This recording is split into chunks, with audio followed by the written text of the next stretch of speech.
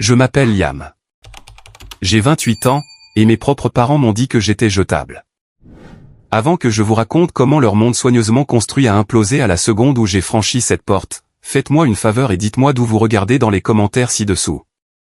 C'est toujours bon de savoir que vous êtes là à m'écouter. Tout a explosé un vendredi soir. Un de ces vendredis brutaux où la semaine de travail vous a usé jusqu'à la corde, et tout ce que vous désirez, c'est le sanctuaire tranquille de votre propre espace. J'ai poussé la porte d'entrée de la maison que j'avais littéralement empêché de s'effondrer de mes propres mains, et la riche odeur du rôti de bœuf de ma mère m'a frappé. C'était une offrande de paix, un régal rare qu'elle ne préparait que lorsque les choses étaient tendues, bien que je ne savais pas encore pourquoi les choses étaient tendues. J'ai laissé tomber mes clés dans le lourd bol en céramique sur la table d'entrée, celui que j'avais acheté sur un coup de tête il y a 5 ans parce que son poids solide semblait permanent. Tout semblait normal en surface, mais il y avait un courant sous-jacent, une étrange tension dans l'air. Et puis j'ai tourné le coin dans le salon, et mon monde a basculé sur son axe. Là, affalé sur le canapé bleu profond.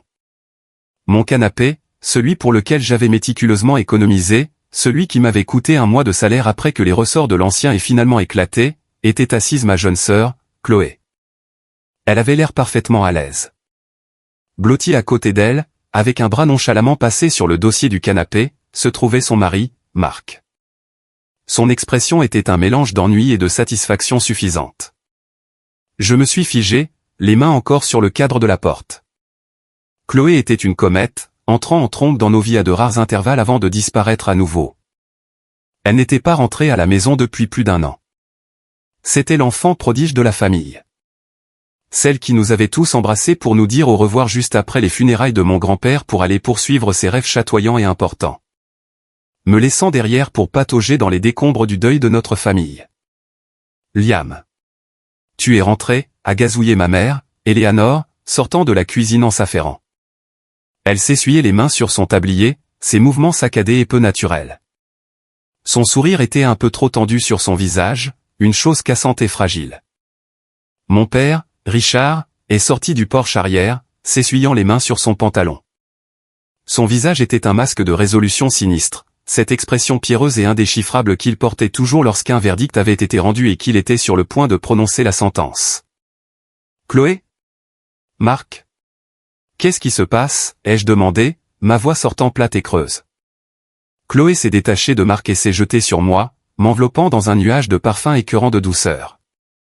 C'était le genre de câlin qui était entièrement pour la galerie. Grand frère. Nous avions juste besoin d'un peu de soutien familial. Marc a eu un petit pépin au travail, tu sais comment sont ces grandes entreprises. J'ai été licencié, a clarifié Marc depuis son trône sur le canapé, sans prendre la peine de me regarder dans les yeux. Il a dit les mots « licencié », comme s'il s'agissait d'un inconvénient mineur, comme un rendez-vous chez le dentiste manqué. Restructuration d'entreprise. Très soudain. Mon regard est passé de leurs visages indifférents à mes parents. La terreur froide et rampante qui avait commencé dans mon ventre a commencé à se frayer un chemin le long de ma colonne vertébrale. Ce n'était pas une visite surprise. C'était une prise de contrôle hostile. Ils vont rester avec nous pendant un petit moment, a annoncé ma mère, les yeux fixés sur un point juste au-dessus de mon épaule, refusant de croiser les miens, juste jusqu'à ce qu'ils se remettent sur pied. Et puis mon père, toujours pragmatique, a porté le coup de grâce. Il a pointé un pouce par-dessus son épaule, un geste désinvolte et méprisant vers ma chambre, mon sanctuaire. Chloé et Marc prendront ta chambre. C'est la suite principale, après tout. Ils ont besoin de l'espace, de la salle de bain privée. Je l'ai regardé fixement, mon esprit refusant de traiter les mots. J'ai attendu la chute, je plaisante.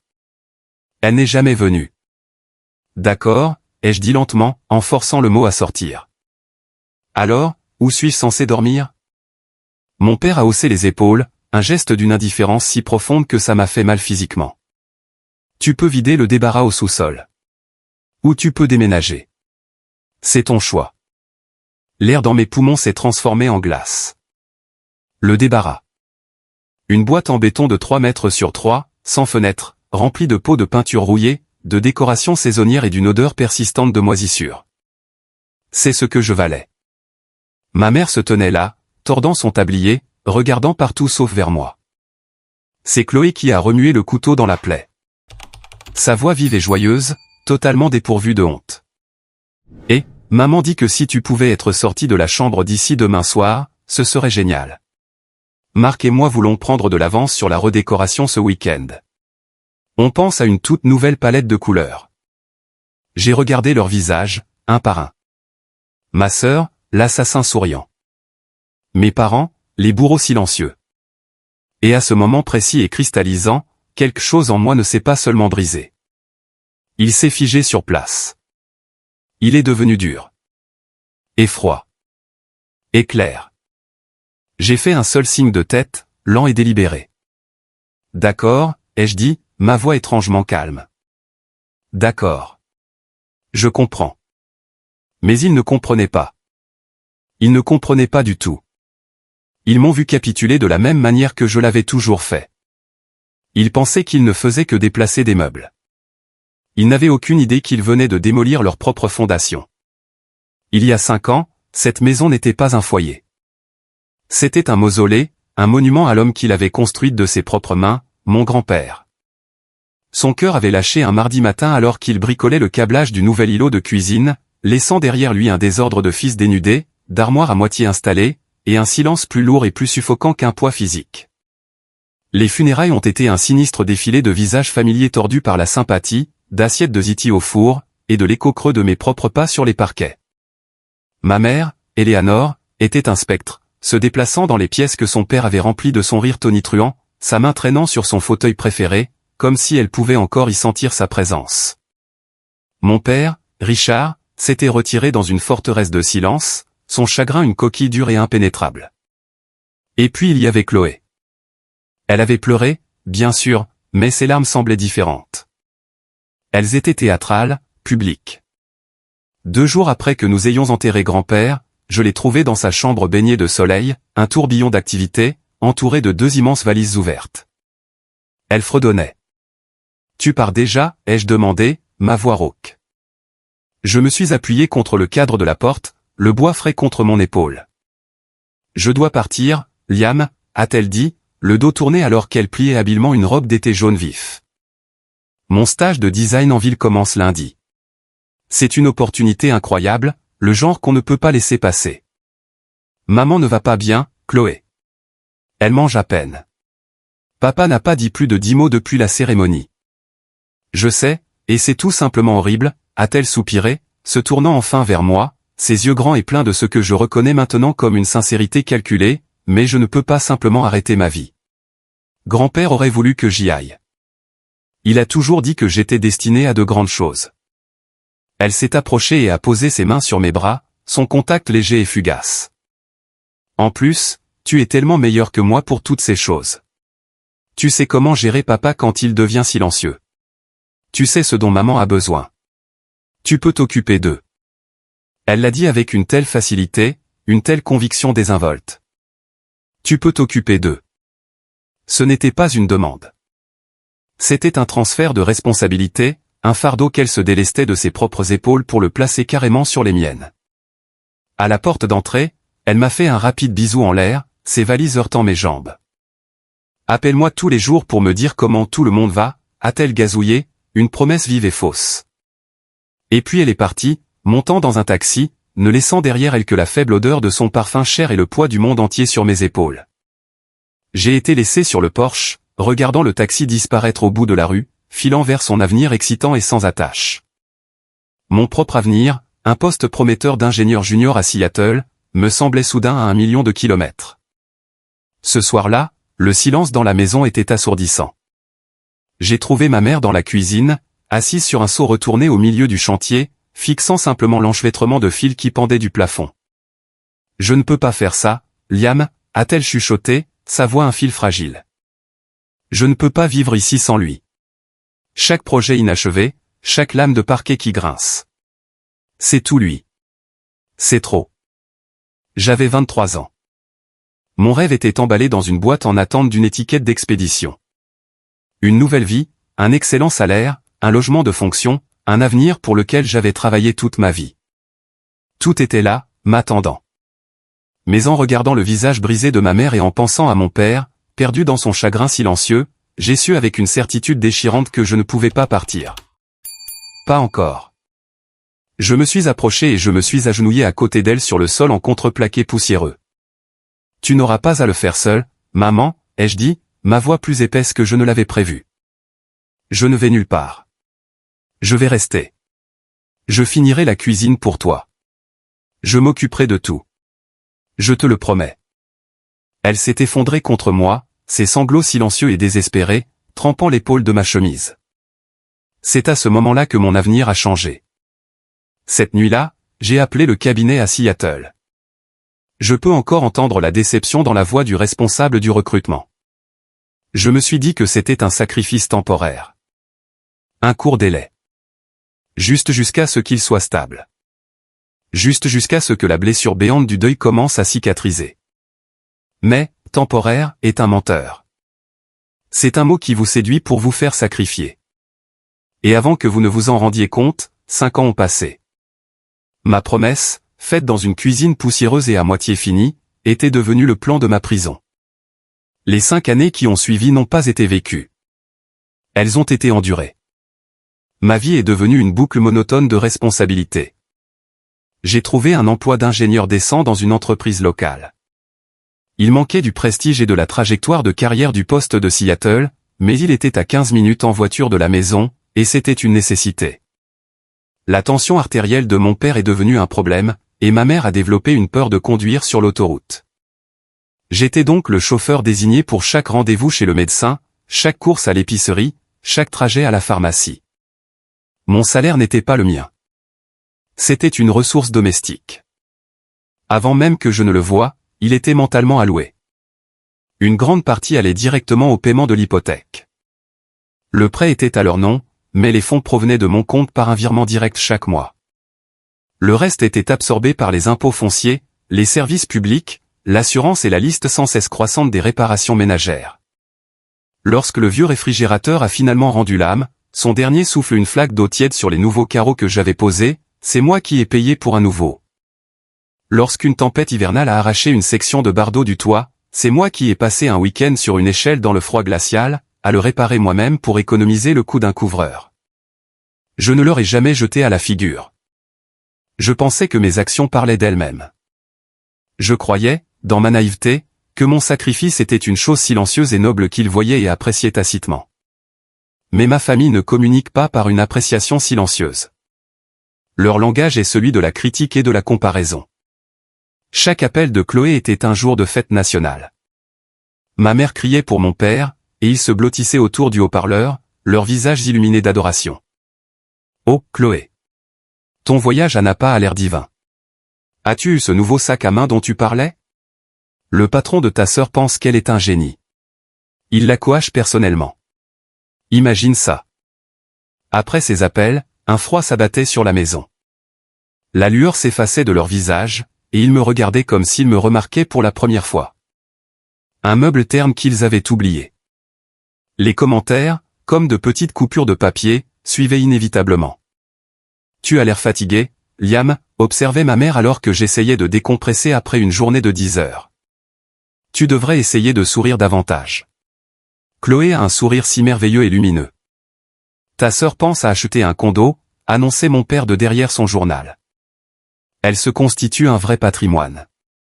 Elle construit un avenir. L'accusation tacite flottait dans l'air. Que fais-tu de ta vie? J'ai une fois dépensé les économies d'un mois entier pour une nouvelle chaudière économe en énergie après que l'ancienne ait été condamnée. Je l'ai installée moi-même pendant un long week-end pour économiser sur les coûts de main-d'œuvre. J'étais épuisé mais fier. Ce soir-là, au dîner, je l'ai mentionné. Eh bien, la nouvelle chaudière est installée. Ça devrait nous faire économiser beaucoup sur la facture de gaz cet hiver. Ma mère a juste hoché vaguement la tête. C'est bien, mon cher. Chloé nous a envoyé une photo d'un lustre qu'elle pense acheter. C'est du vrai cristal. La chaudière, un organe vital qui maintenait la maison en vie, a été accueillie avec indifférence. Une photo d'un lustre, un désir frivole à 1000 km de là, était un sujet de conversation animé. C'est alors que j'ai réalisé que je n'étais plus un fils pour eux. J'étais une fonction. La fonction Liam. Payer les factures, réparer les choses, être disponible, et par-dessus tout, être silencieux. Le ressentiment n'a pas été une explosion soudaine. C'était un projet de construction lent et silencieux qui se déroulait à l'intérieur de ma propre poitrine. Chaque sacrifice négligé était une brique. Chaque comparaison blessante était une couche de mortier. En 5 ans, j'avais construit un mur de ressentiment en moi si haut et si épais que je ne me souvenais plus de la personne que j'étais de l'autre côté.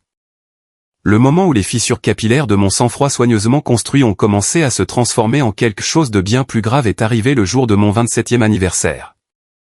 Mes attentes n'étaient pas élevées. Je n'étais plus un enfant. Je ne m'attendais pas à une fête surprise ou à une pile de cadeaux. Tout ce que je voulais, c'était une petite et simple reconnaissance de mon existence. Un joyeux anniversaire, au petit déjeuner. Peut-être mon plat préféré pour le dîner. Un signe que, pour un jour sur 365, j'étais vu. Je me suis réveillé ce matin-là et j'ai suivi ma routine. La maison était silencieuse. Personne n'a dit un mot. Au travail, je me suis dit qu'ils attendaient juste que je rentre à la maison, préparant probablement une petite surprise. Cet espoir fragile était la seule chose qui m'a aidé à traverser une journée épuisante de délai de projet. J'ai franchi la porte d'entrée ce soir-là, le cœur battant un peu plus vite avec cette anticipation stupide et enfantine. La maison était remplie de l'odeur de pizza à emporter.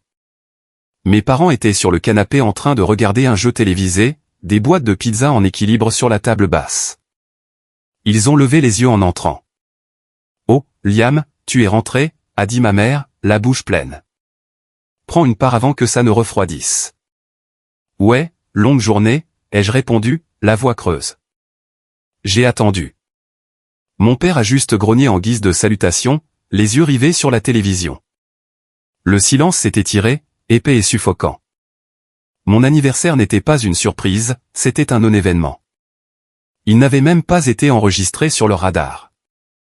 L'espoir vacillant en moi a été éteint sans ménagement. Je suis allé dans la cuisine pour prendre une assiette, mes mouvements raides. Et puis, comme par hasard, le téléphone a sonné. Le visage de ma mère s'est instantanément illuminé, passant de l'indifférence ennuyée à une joie radieuse. « Chloé, ma chérie, on parlait justement de toi. » Il n'en parlait pas. « Comment vas-tu, ma chérie ?» Sa voix était une fontaine de chaleur et d'excitation. Je pouvais entendre le rire effervescent de Chloé crépiter au téléphone. « Oh, c'est incroyable. Une promotion senior ? Déjà ? Richard, viens ici. Chloé a été promue. Directrice marketing senior. Mon père a sauté du canapé en un instant, sa léthargie précédente envolée. Ils se sont blottis autour du téléphone comme si c'était un artefact sacré, couvrant ma sœur d'une cascade de louanges et d'adoration. Une promotion senior. Le jour de mon anniversaire. L'univers, semblait-il, avait un sens de l'humour noir. Je suis resté là, près du comptoir, agrippant son bord jusqu'à ce que mes articulations deviennent blanches, un fantôme oublié à ma propre fête d'anniversaire inexistante. À ce moment-là, la porte arrière s'est ouverte et mon oncle Robert, le frère cadet de mon père, est entré nonchalamment. C'était un visiteur fréquent et inopiné. Il a saisi la scène d'un coup d'œil. Mes parents s'extasiant au téléphone, ma posture rigide près du comptoir, et il a compris immédiatement. Il s'est approché et a posé une main lourde sur mon épaule, son expression un masque soigneusement étudié de sympathie paternelle. « Dure soirée, un gamin » a-t-il dit d'une voix basse et conspiratrice. « Ne te laisse pas abattre.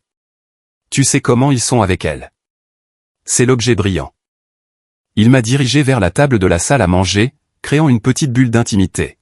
« Écoute » a-t-il dit en se penchant. « C'est la malédiction du fils responsable. Tu es le roc, Liam. Tu es si fiable qu'ils n'ont même pas à y penser. C'est comme respirer pour eux. Ils déversent toute leur inquiétude et leur énergie sur elle parce qu'elle est l'électron libre. D'une manière étrange, leur négligence est un témoignage de ta force. Le devoir d'un homme est d'être le pilier silencieux qui soutient la famille. Tu fais ton devoir. Tu es un homme. » Ces mots étaient comme une drogue. Je voulais les croire. J'avais besoin de les croire. Je pensais qu'il était le seul à me voir, le seul à comprendre. Mais avec le recul, je réalise qu'il ne me validait pas. Il me pacifiait. Il était le gardien de ma prison, chuchotant des mensonges apaisants pour empêcher le détenu de secouer les barreaux. Je suis resté assis là, écoutant le son lointain de mes parents célébrant leur fille absente, et une certitude froide et dure s'est installée dans mon âme. Je n'étais pas le pilier de la famille. J'étais la fondation, enterrée profondément sous terre, supportant tout le poids, et complètement invisible. Et ce jour-là, j'ai enfin, vraiment compris. Dans cette maison, les ombres n'ont pas le droit d'avoir des anniversaires. Retour au présent. Le choc de l'ultimatum de mon père s'était transformé en une pierre froide et dure de résolution dans mon ventre. J'ai passé une nuit agitée dans mon propre lit, me sentant comme un étranger dans ma propre chambre. Le lendemain matin, la maison bourdonnait déjà d'une énergie chaotique et étrangère. L'énergie de Chloé. Je suis entré dans le salon, et c'était comme si une petite tornade avait touché terre. Les valises de Chloé avaient explosé, leur contenu des vêtements aux couleurs vives, une gamme déconcertante de chaussures et d'innombrables trousses de maquillage étaient éparpillées sur toutes les surfaces disponibles. Marc était déjà fermement installé sur le canapé. Mon canapé. Ses pieds nus posés sur le bois poli de ma table basse, tapotant sur son téléphone. Il a accusé réception de ma présence d'un léger mouvement de menton vers le haut. Chloé était dans la cuisine, un tourbillon de mouvements, donnant des ordres à ma mère. Maman, ces vieux pots à épices doivent partir, et nous allons certainement devoir vider au moins 2 de ces placards pour mes poudres de protéines et mes collations bio. Et cette cafetière, a-t-elle dit en pointant du doigt la machine que j'avais achetée l'année dernière, est une antiquité. Nous avons besoin d'une vraie machine à expresso. Ma mère, qui me questionnerait normalement pendant une demi-heure si je déplaçais ne serait-ce qu'une salière, hochait la tête avec une ardeur frénétique. Bien sûr, ma chérie. Tout ce dont tu as besoin. Nous allons faire une liste. J'ai navigué dans le parcours d'obstacles de leurs affaires et je me suis versé une tasse de café de la machine antique. Il avait un goût amer. Chloé s'est alors tournée vers moi, un mètre ruban apparaissant dans sa main comme par magie. Liam, timing parfait. J'ai une question pour toi. Je me suis préparé, en prenant une longue gorgée. Qu'est-ce que c'est, Chloé? Je pensais, a-t-elle commencé, en tapotant le maître ruban contre son menton d'un air pensif, que ce mur entre la cuisine et la salle à manger est tout simplement si claustrophobe, il devrait juste tomber. Cela créerait un merveilleux espace à air ouverte. Tu es ingénieur, tu es bon pour ce genre de choses, non? Quelle serait l'ampleur du travail pour toi? Un week-end? L'audace pure et sans mélange m'a presque fait rire. Elle n'était pas dans la maison depuis 12 heures, et elle m'a signé déjà un projet majeur de démolition et de rénovation. Pas en demandant. En assignant. Je n'en ai aucune idée, Chloé, ai-je dit, ma voix dangereusement égale. Marc, sans lever les yeux de son téléphone, est intervenu. Et mec, pendant que tu y es, le Wi-Fi dans ta. Je veux dire, notre chambre est un peu faible de l'autre côté. Tu devrais probablement regarder pour obtenir un de ces amplificateurs de signal ou quelque chose comme ça. Ils ne se comportaient pas comme des invités ayant besoin d'un soutien temporaire. Ils agissaient comme de nouveaux propriétaires qui venaient de découvrir que l'ancien locataire avait laissé un homme à tout faire résident. Plus tard dans l'après-midi, j'étais dans ma chambre, fixant les murs, essayant de comprendre comment distiller une vie dans des boîtes en carton, quand Chloé est entrée sans frapper. Elle éventait une poignée d'échantillons de peinture comme un jeu de cartes. Ok, donc je pense à un joli gris chaud pour cette pièce, a-t-elle annoncé, en tenant un échantillon contre le bleu calme et stable que j'avais peint il y a 2 ans.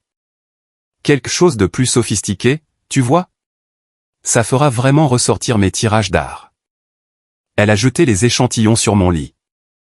Oh, et à ce propos, je sais que tu as dit que tu serais parti d'ici samedi, mais si tu pouvais peut-être avancer ça à demain soir, ce serait une aide énorme. Marc et moi voulons vraiment mettre une couche d'après sur les murs ce week-end. J'ai regardé des échantillons de peinture jonchant ma couette à son visage lumineux, expectant et complètement inconscient. Ce n'était pas de la méchanceté. C'était quelque chose de bien pire. C'était une incapacité complète et totale à voir les besoins ou l'existence de quiconque au-delà de la bulle de ses propres désirs. Ma vie, ma maison, mon confort. Ce n'était que des obstacles logistiques dans son projet de redécoration. Je serai parti quand je serai parti, Chloé, ai-je dit, ma voix plus froide que je ne l'avais prévu. Son sourire a vacillé pendant une fraction de seconde. Eh bien, très bien. Pas besoin d'être grincheux à ce sujet, a-t-elle soufflé.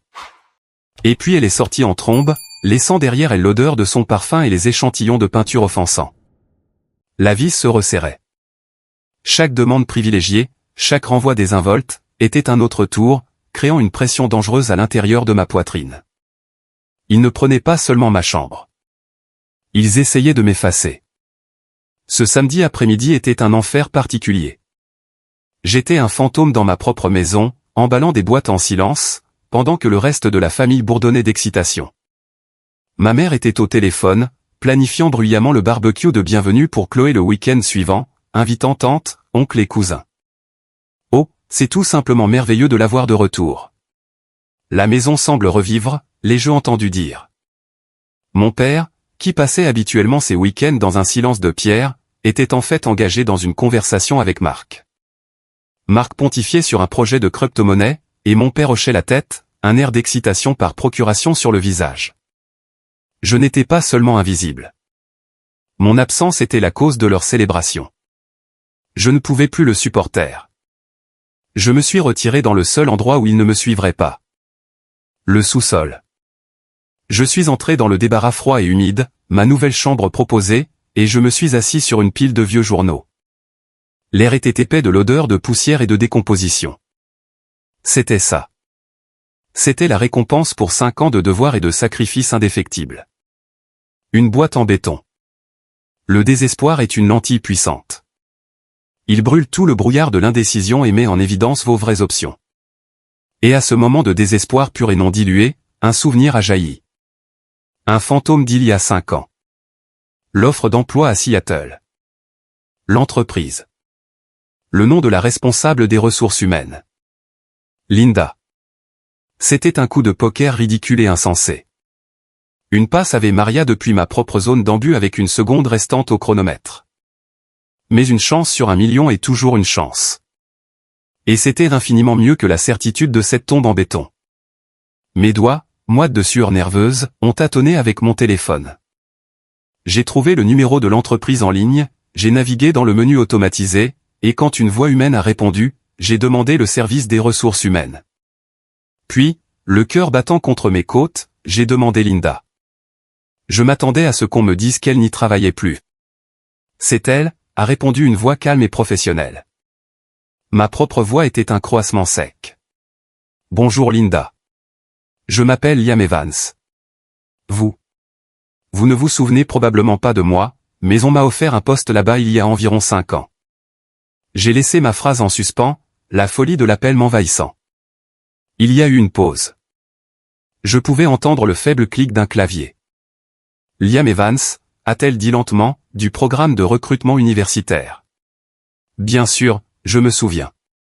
Vous avez eu un entretien avec Monsieur Harrison. Il a été très impressionné par votre projet final. Nous avons tous été très déçus lorsque vous avez refusé l'offre. Monsieur Harrison, le PDG, un homme puissant et intimidant que j'avais rencontré pendant 30 minutes. Ouais, eh bien, ai-je balbutié. J'ai dû rester à la maison pour des raisons familiales. Écoutez, ça va paraître fou, mais cette offre incluait une option de logement d'entreprise. Je me demandais juste, au cas où, si ce programme existe toujours. Je me suis préparé à un refus poli. Au lieu de cela, la frappe a continué pendant un moment, suivi d'un doux « C'est un timing très intéressant, Liam, a dit Linda, une note de surprise dans sa voix. Monsieur Harrison, le PDG, a spécifiquement posé des questions sur vous la semaine dernière. Mon monde s'est arrêté. Il a quoi? Pourquoi? Nos entreprises collaborent sur le nouveau projet de tour en centre-ville. Il a vu votre nom sur certains des plans structurels initiaux de votre entreprise. Il l'a reconnu immédiatement.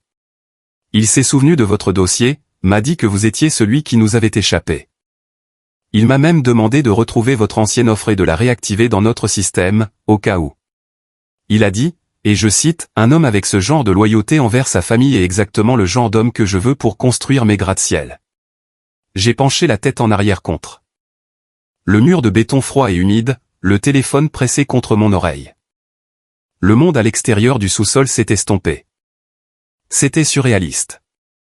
Une bouée de sauvetage. Pas seulement un emploi, mais un signe. Un signe d'un quasi-inconnu. Un homme au sommet de son domaine, qui voyait plus de valeur en moi que mes propres parents. Il a vu mon sacrifice non pas comme une faiblesse, mais comme une force. Linda, ai-je dit, ma voix épaisse d'une émotion que je ne pouvais pas nommer. C'était de la gratitude. C'était du choc. C'était la première lueur d'espoir sincère que j'avais ressentie en une demi-décennie. Je voudrais officiellement accepter cette offre.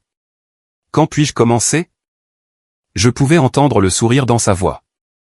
Dès que vous pourrez arriver ici, Liam. Bienvenue à bord. Il était temps. J'ai raccroché et je suis resté assis là, dans le noir, la faible lumière de mon écran illuminant les grains de poussière qui dansaient dans l'air.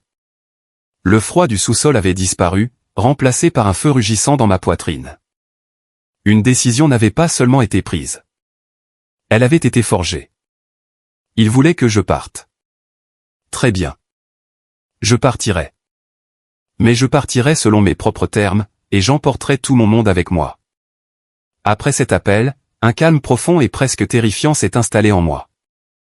Le chaos tourbillonnant de colère, de blessures et de désespoir s'est solidifié en un seul point de détermination aigu et tranchant. J'avais un plan. J'avais une destination. Je suis retourné à l'étage, mais pas plus léger qu'il ne l'avait été depuis des années. La famille était toujours dans sa bulle de célébration, débattant maintenant de la couleur à peindre pour le salon. Ils se sont tus en entrant, s'attendant à une confrontation, ou peut-être à un silence plus maussade. Je ne leur ai donné ni l'un ni l'autre. Je me suis tenu dans l'embrasure de la porte et j'ai attendu qu'ils me regardent.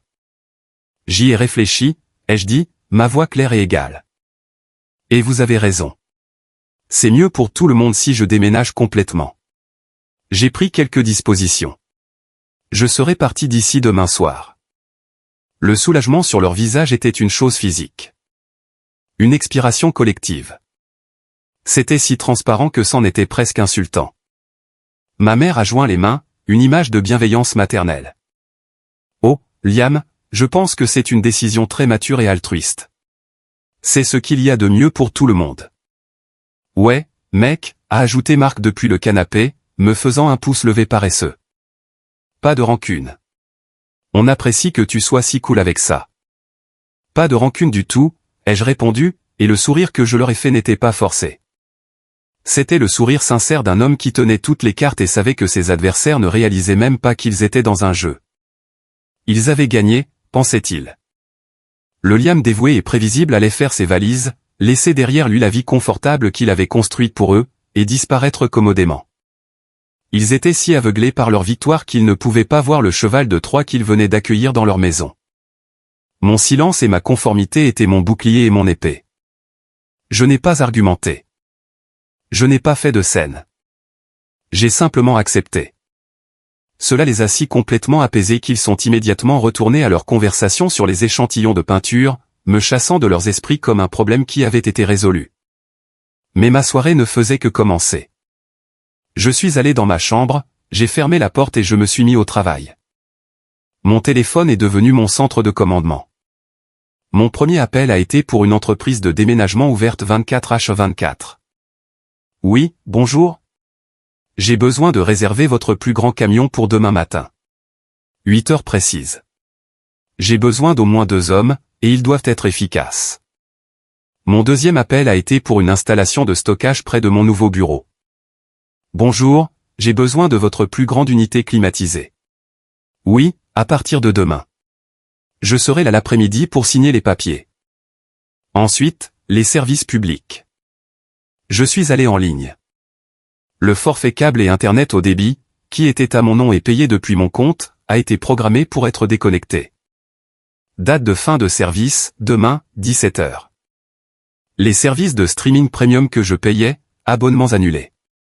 À chaque appel passé, à chaque bouton de confirmation cliqué, je sentais une autre chaîne se briser. Je démantelais méthodiquement, chirurgicalement et silencieusement l'infrastructure de leur vie confortable, et ils étaient complètement inconscients, leur rire résonnant de l'autre pièce. Tard cette nuit-là, bien après que la maison soit tombée dans le silence, j'ai fait une dernière inspection. Ce n'était pas sentimental. C'était un audit. J'avais un rouleau de petits autocollants à pois verts dans la main. Le canapé en cuir moelleux et le fauteuil assorti dans le salon. Poids vert. Payé sur 12 mois, le dernier paiement effectué il y a à peine 3 mois. La télévision intelligente 4K de 65 pouces. Poids vert. Un cadeau d'anniversaire à moi-même il y a 2 ans. La table à manger en chêne massif et les 6 chaises assorties. Poids vert. Acheté pour remplacer l'ancienne table branlante que mes parents possédaient depuis 30 ans. La cuisine était une mer de poids vert. Le réfrigérateur en acier inoxydable. Le lave-vaisselle haut de gamme. Le micro-ondes. Le batteur sur socle que ma mère adorait mais que j'avais payé. L'ensemble complet de casseroles, poêle et couverts. La machine à laver et le sèche-linge dans la buanderie. Poids vert. Pendant 5 longues années, je m'étais saigné à blanc. Mon temps, mon énergie, mes finances. Pour transformer cette maison en un foyer. Un foyer confortable, moderne et fonctionnel. Je l'ai fait pour eux par un sens du devoir et de l'amour mal placé. Mais ils l'avaient rendu parfaitement, brutalement clair. Je ne faisais pas partie du « eux » qui comptait. Alors j'emportais ma maison avec moi, toutes les pièces que j'avais achetées et payées. Ils dormaient paisiblement dans leur lit, rêvant de leur brillant avenir dans ma chambre. Ils n'avaient aucune idée que le sol même sous leurs pieds était sur le point de disparaître. Le camion de déménagement, un mastodonte de véhicule qui gémissait en se garant, est arrivé à 8 heures précises le dimanche matin. Son arrivée était silencieuse, presque furtive. Le quartier dormait encore, y compris les nouveaux maîtres de ma maison. J'ai accueilli les déménageurs, 2 hommes forts et silencieux nommés Gus et Sal, à la porte avec une boîte de beignets et 2 grands cafés. « Bonjour, les gars », ai-je dit, en gardant la voix basse. Le plan est simple. Tout ce qui a un petit autocollant vert dessus va dans le camion. Tout le reste, ne le touchez pas. Nous devons être rapides et silencieux. Gus, le plus âgé des deux, a fait un rapide tour et a laissé échapper un sifflement bas. Patron, ces petits autocollants verts. Ils sont sur à peu près tout ce qui n'est pas cloué. C'est l'idée, ai-je dit avec un mince sourire. Ils ont travaillé avec une efficacité stupéfiante, presque militaire. Il n'y avait aucun mouvement gaspillé. Le salon a été vidé le premier. Le canapé a été enveloppé dans du plastique de protection, soulevé et manœuvré hors de la porte avec une facilité qui semblait impossible. Le meuble télé et l'immense télévision ont suivi. La table à manger a été démontée de manière experte et emportée en morceaux. J'ai travaillé à leur côté, un homme possédé. J'ai déconnecté la machine à laver et le sèche-linge robuste, vidant les tuyaux dans un seau. J'ai traversé la cuisine comme une tornade, emballant soigneusement chaque assiette, bol et verre que j'avais jamais acheté dans des boîtes en carton. Le porte-épices, le bloc à couteau, la machine à café, tout y est passé. Vers 9h30, alors que Gus et Sal transportaient ma bibliothèque en acajou, notre voisine d'à côté, Madame Gable, est sortie sur son porche pour prendre son journal du matin. C'était une petite femme d'une 80aine d'années, aux yeux vifs et observateurs. Elle avait été une présence constante toute ma vie, une histoire vivante de notre rue. Elle m'avait donné des biscuits quand j'étais enfant et m'avait vu devenir l'homme qui passait ses week-ends à réparer la maison de ses parents. Elle se tenait là, dans son peignoir rose moelleux, le front plissé de confusion. « Liam, mon chéri ? Que se passe-t-il au nom du ciel ? Tes parents ont enfin de nouveaux meubles ? » J'ai traversé la pelouse jusqu'à elle, en essuyant une traînée de poussière de mon front. « Bonjour, Madame Gable. »« Non, pas exactement. Je déménage. » Ses yeux vifs ont saisi la scène, le volume considérable des choses chargées sur le camion massif, la manière méthodique dont la maison était vidée. Sa confusion s'est dissipée, remplacée par un regard de profonde compréhension. « Tu déménages » a-t-elle dit doucement. « Mais mon cher, tu emportes tout. »« Je prends juste ce qui m'appartient, Madame Gable » ai-je répondu, et la lassitude des 5 dernières années était lourde dans ma voix. Elle a tendu la main et m'a tapoté le bras, son contact étonnamment ferme. « Je me souviens quand ton grand-père était si fier de toi pour avoir réparé ce toit qui fuyait tout seul. Il m'a dit, ce garçon a un cœur de bâtisseur, mais il en donne trop. Tu as été le ciment qui a maintenu cette maison ensemble depuis le jour de sa mort. Ne l'oublie jamais. » Ces mots étaient une validation dont je ne savais pas que j'avais désespérément besoin. Quelqu'un avait vu. Quelqu'un avait tenu les comptes. « Merci » ai-je chuchoté, la gorge serrée. Je ne l'oublierai pas. À midi, le travail était terminé. Le camion était plein à craquer. La maison était une carcasse évidée. C'était une chambre d'écho de sol nu et de murs vides. Les seules choses qui restaient étaient les vieux meubles usés que mon grand-père avait laissés, des pièces qui semblaient maintenant petites et pathétiques dans les vastes pièces vides. La maison ne ressemblait plus à un foyer. Elle ressemblait à une scène triste et oubliée après la fin de la pièce. Et à l'étage, ma famille, les acteurs inconscients, dormaient encore à point fermé. Le dernier bastion de ma vie dans cette maison était la petite pièce à côté de la cuisine que j'avais transformée en bureau. C'était mon centre de commandement, le seul espace qui était sans équivoque le mien, rempli de mes livres, de mon ordinateur et de mes dossiers méticuleusement organisés. Alors que Gus et Sal faisaient leur dernière tournée, je me suis concentré sur le vidage du dernier tiroir du classeur. C'était une sorte de tiroir fourre-tout, rempli de vieux reçus à des fins fiscales, de garanties pour des appareils maintenant dans le camion, et de paperasses diverses. Ma main balayait le contenu dans un sac poubelle lorsque mes doigts ont effleuré une enveloppe en manille épaisse et nette que je ne reconnaissais pas. Elle était coincée tout au fond, contrairement à mes propres dossiers soigneusement étiquetés. Celle-ci portait une simple étiquette manuscrite, Finances du ménage, 2021. J'ai froncé les sourcils. Ce n'était pas à moi. J'avais géré mes propres finances, mais j'avais renoncé à essayer de gérer celles de mes parents il y a des années. Cela devait s'être mélangé à mes papiers lors d'une précédente saison des impôts. Mon premier réflexe a été de le laisser. Ce n'était pas mes affaires, mais quelque chose, un instinct froid et calculateur qui s'était réveillé en moi au cours des dernières 24 heures, m'a fait faire une pause. J'ai pris l'enveloppe et je me suis assis par terre dans la pièce vide. J'ai ouvert le fermoir en métal et j'ai fait glisser le contenu. C'était une pile de relevés de compte d'épargne commun de mes parents datant de 3 ans. Je me souvenais trop bien de cette année-là. C'était l'année de Marc, l'entrepreneur. Il avait quitté son très bon emploi de vendeur pour lancer sa propre agence de conseil en marketing numérique, une entreprise vague et mal définie qui semblait impliquer beaucoup de temps sur le terrain de golf. Chloé avait été insupportablement fière, disant à tout le monde que son mari était un visionnaire. Mes yeux ont parcouru les colonnes de dépôt et de retrait. Et puis je l'ai vu. Une seule transaction sur le relevé de mai. Un retrait. Un retrait énorme. 50 000 $. J'ai eu le souffle coupé. Je me souvenais très bien de ce printemps. Mes parents étaient soudainement devenus incroyablement stressés par l'argent. Ils s'étaient plaints d'une augmentation inattendue de l'impôt foncier et d'une hausse de leur prime d'assurance. Ils avaient été si convaincants que j'avais volontairement augmenté ma contribution mensuelle au ménage, prenant en charge la totalité des factures de gaz et d'électricité pour les aider. Mais cette seule ligne sur ce relevé bancaire oubliait racontait une autre histoire. Le compte, qui contenait leurs économies de toute une vie, l'héritage de mon grand-père, avait été vidé à quelques centaines de dollars près. Un retrait de 50 000 $, exactement au moment où leur nouveau gendre, Marc, lançait son rêve. C'était une pièce du puzzle.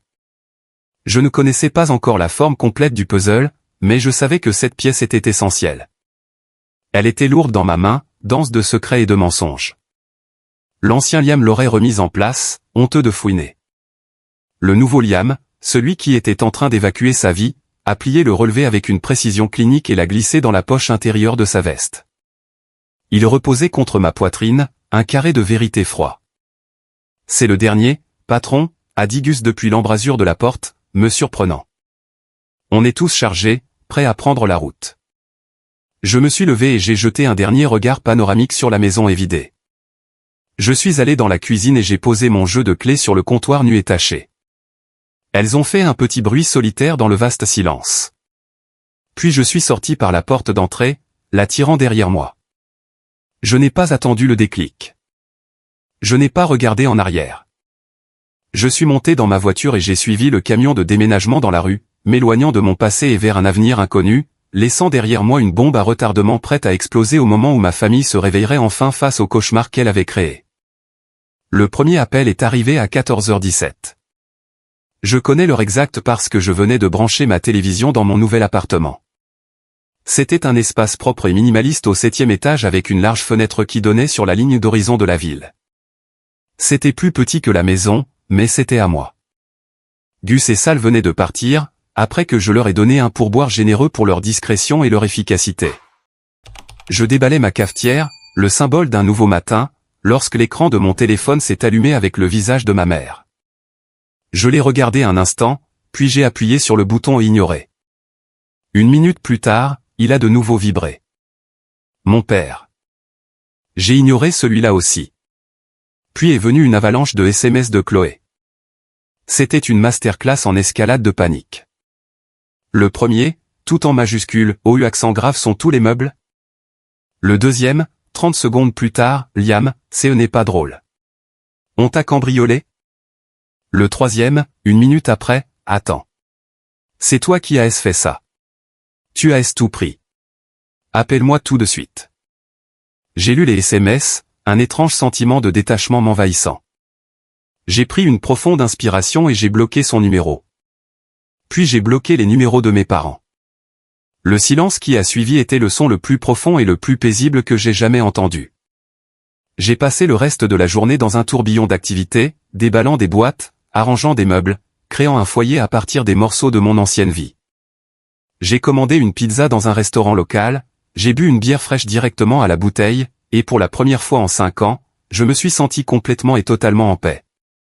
Cette paix a été brisée à 10 heures le lendemain matin. J'étais à mon nouveau bureau, dans mon nouveau bureau, un espace élégant et moderne bourdonnant d'énergie productive.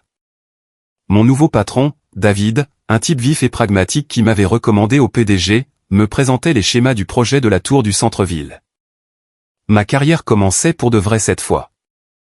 Soudain, la voix douce de la réceptionniste est passée par l'interphone de mon bureau. « Liam, je suis désolé de vous déranger, mais il y a une famille ici dans le hall pour vous voir. Un Richard, une Éléanore et une Chloé. Ils semblent assez agités. » Mon sang s'est glacé. Comment diable m'avait-il trouvé? Je n'avais dit à personne où je travaillais, sauf... Oh non. David a vu la couleur quitter mon visage. « Tout va bien, mec? » « Ouais, ai-je menti, la voix tendue. Juste un drame familial inattendu.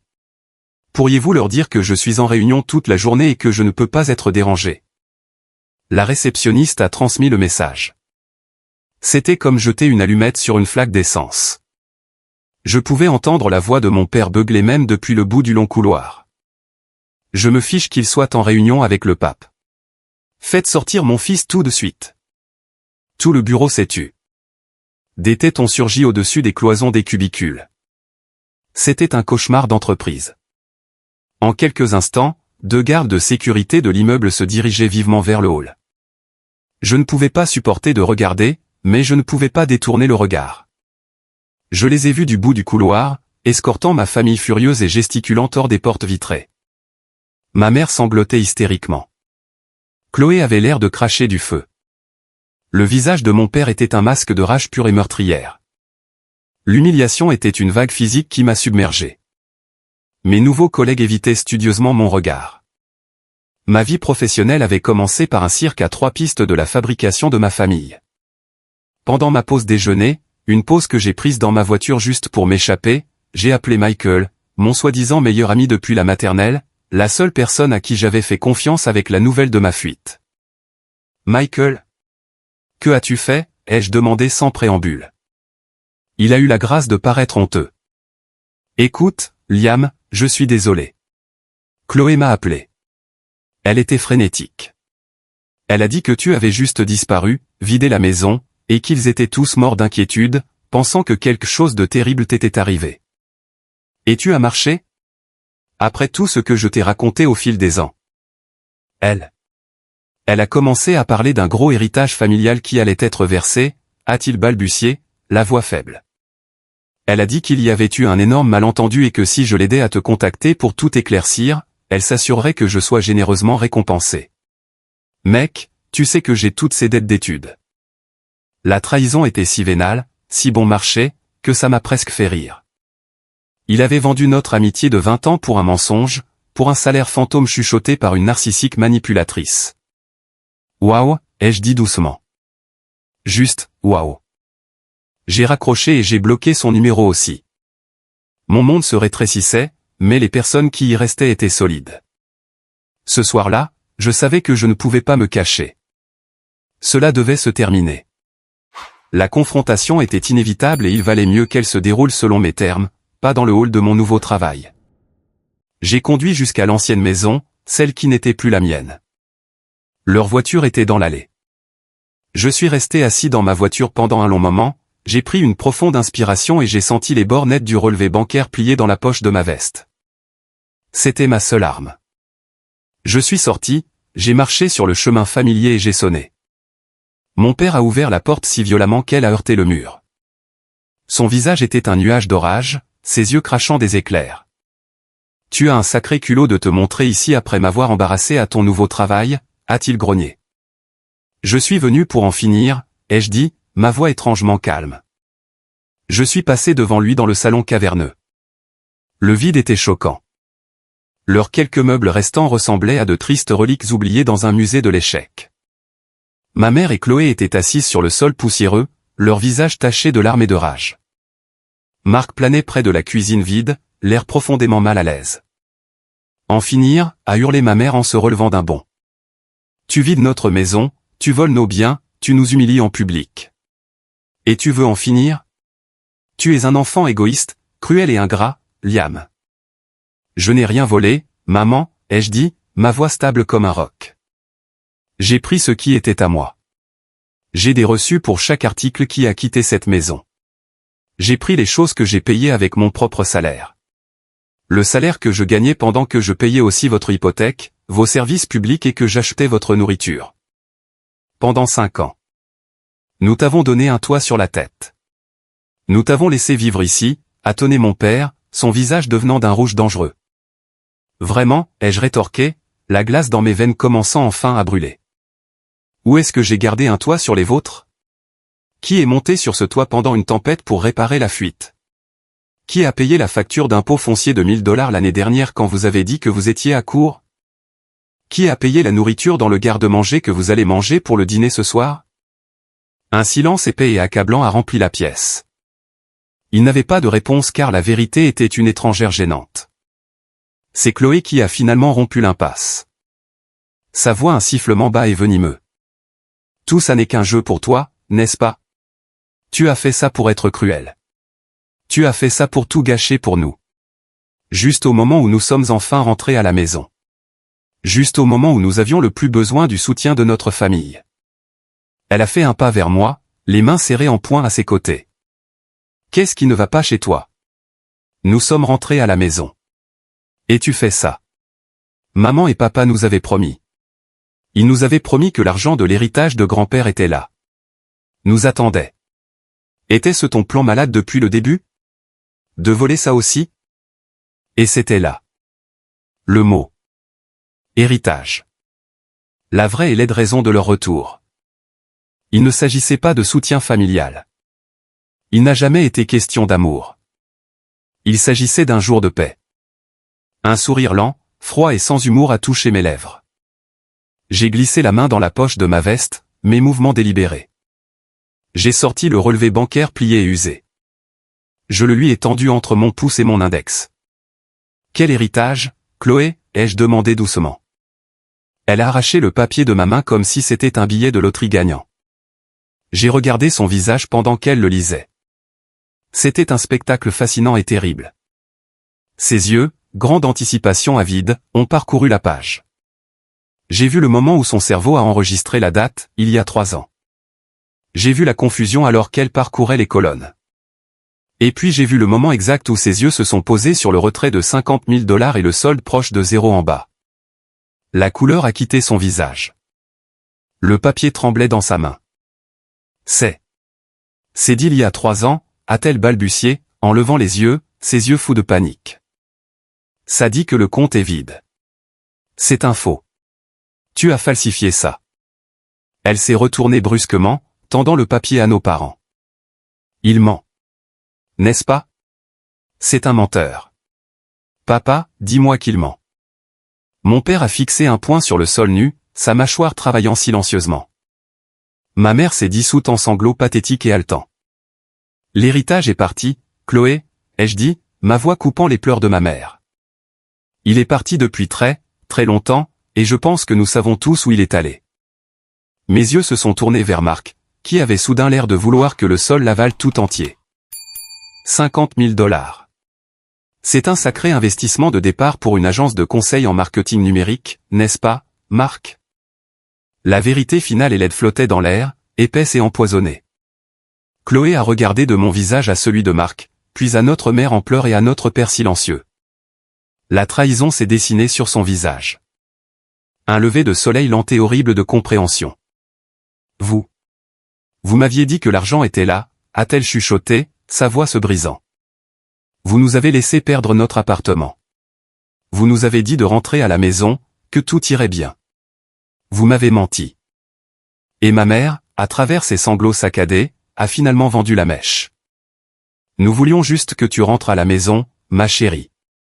Tu nous manquais tellement. Nous savions que Marc traversait une période difficile, et nous voulions juste aider notre petite fille. Il lui avait tendu un piège, appâté avec l'héritage de mon grand-père. Un piège pour récupérer leur enfant prodige, peu importe le coût, peu importe qui serait blessé dans le processus. C'est le moment qui a tout changé, où j'ai enfin repris le contrôle de ma propre vie. Merci d'être resté avec moi jusqu'à ce point. Vous êtes incroyable. Faites-moi une faveur et cliquez sur le bouton j'aime et commentez le chiffre ci-dessous, juste pour que je sache que vous êtes arrivé jusqu'ici avec moi. Non seulement cela aide plus de gens à trouver cette histoire, mais cela me fait aussi savoir que mes expériences signifient quelque chose pour quelqu'un là-bas. Votre soutien est la plus grande raison pour laquelle je peux continuer à partager le reste de ce voyage. La confession de ma mère a été l'étincelle qui a mis le feu aux poudres. Le front uni de ma famille, leur rage collective dirigée contre moi, s'est brisé en un instant. La colère, maintenant sensible, s'est retournée vers l'intérieur, et ils ont commencé à se dévorer les uns les autres. Chloé était une femme possédée. Elle s'est avancée vers notre mère, son visage un masque tordu de rage et de trahison. « Tu voulais que je rentre ? Tu me manquais » a-t-elle crié, sa voix se brisant. « Ou tu étais juste embarrassé ? Tu ne supportais pas d'être les parents d'une fille dont le mari a perdu son emploi ? Vous m'avez utilisé. Vous avez utilisé mon amour pour vous comme une laisse pour me ramener ici. Ce n'est pas vrai, ma chérie. Nous l'avons fait pour toi, a gémi ma mère, levant les mains comme pour parer les mots. Pour moi, a ri Chloé, un son sec et brisé qui a résonné dans la pièce vide. Vous nous avez laissé faire nos valises, nous faire expulser de notre appartement, et traverser la moitié du pays, tout ça sur la base d'un mensonge. Quel était votre plan, maman ? Nous faire vivre ici, dépendant de vous, pendant que Liam payait pour tout ? C'était ça, le plan brillant ? Marc, le profiteur silencieux, a soudainement retrouvé sa voix, voyant une opportunité de se présenter comme une victime. Je t'avais dit que ça sentait le poisson, Chloé, a-t-il dit en bombant le torse. J'ai dit que nous aurions dû vérifier les fonds d'abord. Ces 50 000 $, ce n'était pas un héritage. C'était un investissement dans mon entreprise. Un investissement que j'avais pleinement l'intention de rembourser avec intérêt. C'en était trop, même pour mon père. Il a finalement explosé, tournant toute la force de sa fureur contre Marc. Le rembourser ? Avec quoi ? Tu n'as pas signé un seul client en 3 ans. Ton entreprise, c'est un ordinateur portable et une pile de cartes de visite que tu as imprimées gratuitement en ligne. Il faut du temps pour construire une marque. Il faut spéculer pour accumuler, a rétorqué Marc, sa voix montant à un couinement paniqué. Il faut de l'argent pour payer l'hypothèque, a rugi mon père, faisant un pas menaçant vers lui. De l'argent que tu nous as pris. De l'héritage de mon père. C'était une implosion laide. Un balai de dysfonctionnement. Ils étaient une meute de loups, se retournant les uns contre les autres maintenant que la proie originale s'était échappée. Des années de ressentiments enfouis, de déceptions tacites, ont jailli dans un torrent de vitriol. Chloé a accusé mes parents d'avoir toujours utilisé l'argent pour la contrôler. Ma mère a accusé mon père d'être faible et de laisser Marc lui marcher sur les pieds. Mon père a accusé Marc d'être un escroc sans valeur. Je me tenais près de la porte, observateur du carnage. J'avais été le ciment, le tampon, le paratonnerre de tout leur dysfonctionnement pendant si longtemps. Sans moi au milieu, ils n'avaient d'autre choix que de faire face à la vérité de ce qu'ils étaient, une collection de personnes égoïstes et brisées, piégées dans une toile de leur propre fabrication. Les cris ont continué. Une cacophonie de reproches et d'apitoiements sur soi. J'ai réalisé avec une clarté soudaine et surprenante qu'ils n'avaient pas seulement besoin de mon argent pour payer les factures. Ils avaient besoin de moi pour absorber leur poison. J'étais le bouc émissaire de la famille. La décharge émotionnelle où ils jetaient tous leurs échecs et leurs frustrations. Et maintenant, la décharge était fermée.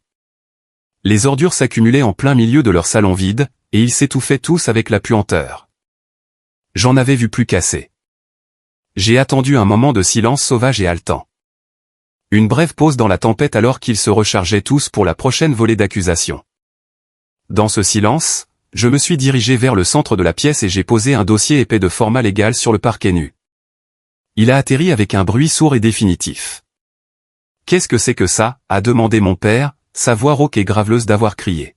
« C'est une copie du relevé d'hypothèque actuel, » ai-je dit, ma voix coupant la tension comme un scalpel de chirurgien.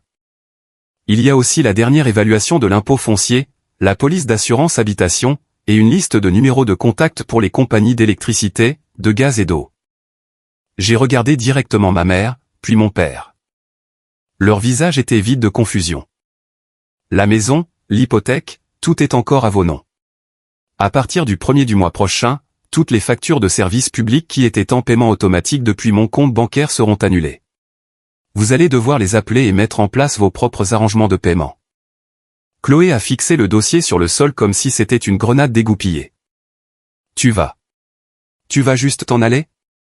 Et nous laisser avec toute cette dette? Un rire sec et sans humour a échappé à mes lèvres. Vous laisser avec? Chloé, ce n'est pas ta dette. C'est le poids que je porte pour toi. Pour vous tous. Depuis 5 ans. Ma voix est devenue plus forte, chaque mot un coup de marteau de vérité. Je ne vous ai pas seulement donné ma chambre, je vous ai donné ma vingtaine. Je vous ai donné mon compte d'épargne. J'ai renoncé à une carrière dont je rêvais depuis que j'étais enfant pour pouvoir rester ici et maintenir cette famille unie après la mort de grand-père. Et quelle a été ma récompense? Quel a été mon remerciement? Vous m'avez jeté dehors sans une seconde pensée au moment où votre enfant prodige a décidé qu'elle voulait rentrer à la maison pour une aumône qu'elle n'avait pas méritée. Ma mère a eu l'audace de paraître blessée, des larmes montant à nouveau à ses yeux. Mais nous sommes ta famille, Liam. Tu es censé aider ta famille. Une famille ne traite pas l'un des siens comme une pièce d'équipement jetable, ai-je dit, ma voix aussi dure et froide que le fer. Vous ne vouliez pas un fils. Vous vouliez un homme d'entretien résident et un distributeur automatique de billets. Et toi, ai-je dit en tournant mon regard vers Chloé, qui a tressailli. Tu ne voulais pas un frère. Tu voulais un filet de sécurité auquel tu n'as jamais eu à contribuer. Je me suis dirigé vers la porte d'entrée et je l'ai ouverte, laissant l'air frais de la nuit entrer. J'ai fait une pause sur le seuil, me retournant pour regarder les trois, un tableau pathétique de ruines dans la maison vide. Tu la voulais tellement, maman, ai-je dit, ma voix s'adoucissant, non pas de pardon, mais d'une finalité glaciale. Maintenant tu l'as. Vis avec elle. J'ai regardé Chloé une dernière fois, son visage un désordre de larmes et d'horreur naissante alors que la réalité de ses nouvelles responsabilités commençait à s'imposer. Prends soin d'eux, ai-je dit. C'est à ton tour d'être la responsable. Et puis je me suis retourné et je suis sorti dans l'obscurité. Je n'ai pas claqué la porte. Je n'en avais pas besoin. Je suis monté dans ma voiture, j'ai démarré le moteur et je suis parti. Je n'ai jamais regardé dans le rétroviseur. Il n'y avait plus rien pour moi là-bas.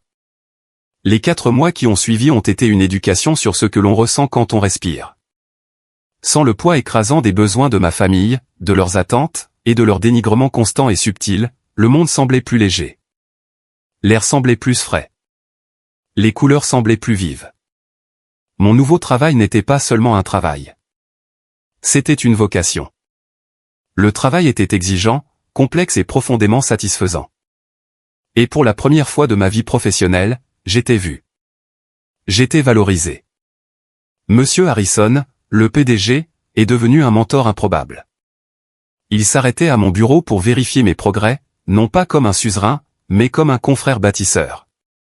La loyauté est une base solide, Liam, m'a-t-il dit une fois, en me tapotant l'épaule après une revue de projet réussie.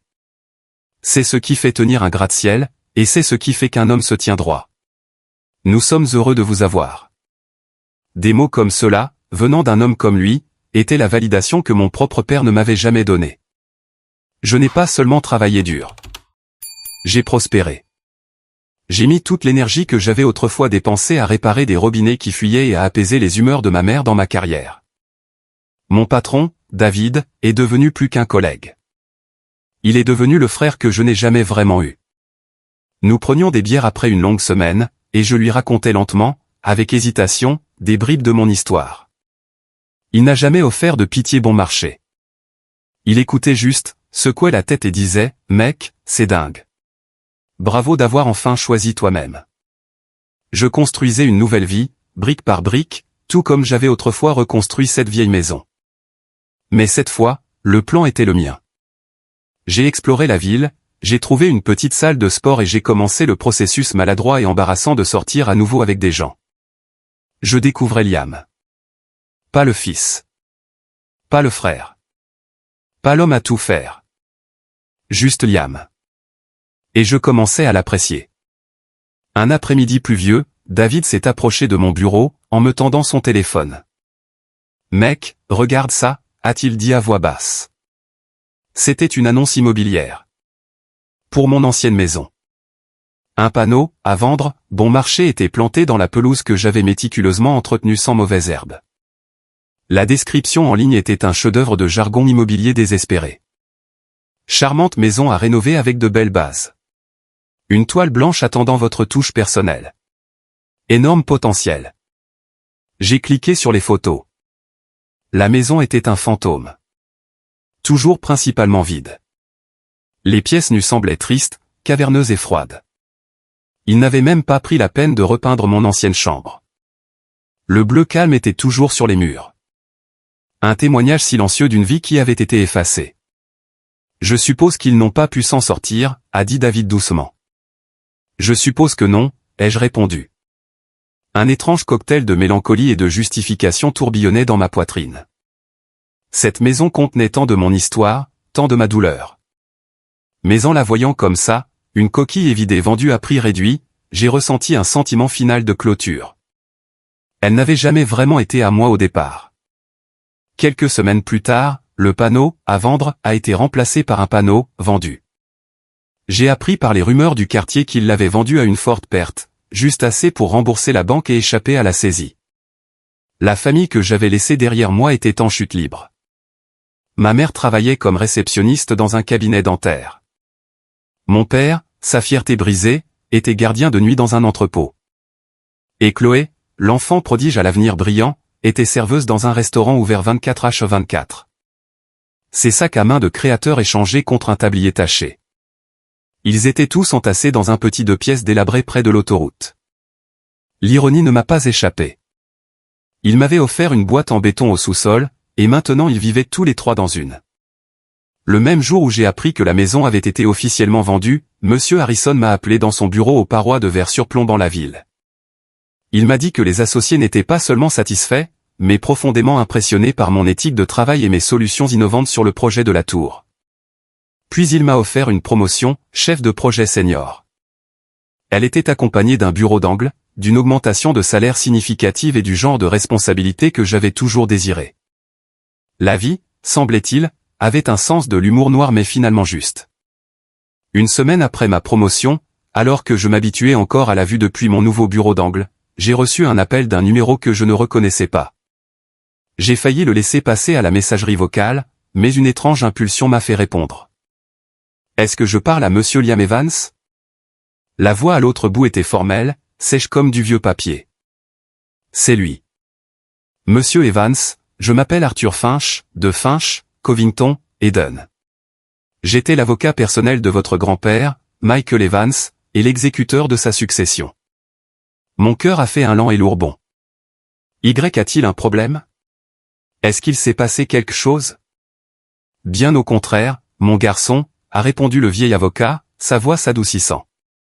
Il s'est passé quelque chose de tout à fait remarquable. Les nouveaux propriétaires de la propriété de votre grand-père vidaient ce vieil atelier qu'il avait au fond du garage. Il semble que derrière une lame de plancher lâche, ils aient trouvé un petit coffre-fort verrouillé. Une boîte qui, je dois l'admettre, a été manqué lors de l'inventaire initial de la succession il y a 5 ans.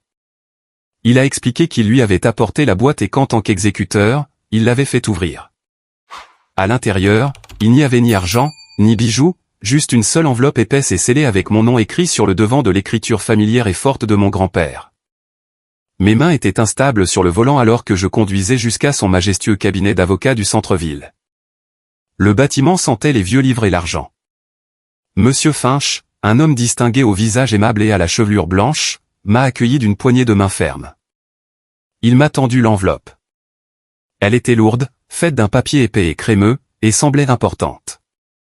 Mon nom, Liam, était écrit sur le devant. Je ne l'ai pas ouverte là. Je l'ai ramenée à ma voiture, dans l'intimité de mon propre espace. Avec des doigts tremblants, j'ai brisé le sceau. À l'intérieur, il y avait 2 documents, une lettre et un certificat officiel pour un fonds en fiducie. J'ai déplié la lettre en premier. Mon très cher Liam, si tu lis ceci, c'est que je suis parti, et que le monde t'a finalement conduit à ce petit secret. J'écris ceci parce qu'un vieil homme voit plus qu'il ne le laisse paraître. Je vois la façon dont il te traite, mon garçon. Je vois comment tes parents sont si éblouis par les feux d'artifice de ta sœur qu'ils ne voient pas la flamme stable et brûlante juste à côté d'eux. Je vois le poids qu'ils te laissent porter, un poids qui n'est pas le tien, mais que tu portes quand même parce que tu as un cœur bon et noble. Ce sont mes enfants, et je les aime, mais ils ont des défauts. Ils sont aveugles à la force tranquille, à la loyauté inébranlable que tu possèdes. Je t'ai regardé cet été où tu avais 16 ans, quand tu as renoncé à tes journées avec tes amis pour refaire ce même toi parce que tu savais que je ne pouvais pas le faire moi-même. Je t'ai vu, maintes et maintes fois, mettre discrètement tes propres besoins de côté pour le bien de cette famille. Tu as un cœur de bâtisseur, Liam. Un cœur de créateur. Ne laisse jamais leur aveuglement te faire douter de la lumière que tu portes. J'ai laissé la maison à tes parents. C'est leur foyer. Mais j'ai mis ceci de côté pour toi et seulement pour toi. Ce n'est pas une fortune royale, mais c'est une fondation. Une fondation qui est tienne et tienne seule, sans aucune condition. Utilise-la pour construire ta propre maison, ta propre vie, ton propre rêve. Sois ton propre homme, libre des ombres de cette famille. Tu l'as mérité, et bien plus encore. Sache toujours que ton vieux grand-père t'a vu. Et il était si fier. Amour, grand-père. J'ai appuyé mon front contre la vitre froide du volant, et un barrage en moi qui avait tenu pendant 28 ans s'est finalement rompu. J'ai pleuré. Pas de douleur, pas de colère, mais pour le soulagement pur et écrasant d'être vu. Le fonds en fiducie était important, un dernier et généreux cadeau de l'homme qui m'avait appris à construire. Mais c'était la lettre qui était le véritable héritage. C'était la validation dont j'avais été affamé toute ma vie. Mon sacrifice n'avait pas été vain. Il n'avait pas été invisible. Mon grand-père, l'homme que j'admirais le plus au monde, avait tout vu. Et il s'était assuré que je le sache. Cela fait maintenant 1 année complète. 1 année depuis que j'ai quitté cette maison évidée pour entrer dans ma propre vie. Le silence qui me semblait autrefois de la solitude me semble maintenant de la paix. La solitude qui me semblait autrefois de l'isolement me semble maintenant de la liberté. J'ai utilisé l'argent que mon grand-père m'a laissé non pas pour quelque chose de tape à accent grave-l'œil ou d'extravagant, mais pour un acompte sur un petit condo bien construit à moi. Il est à un étage élevé, avec un balcon qui donne sur les montagnes.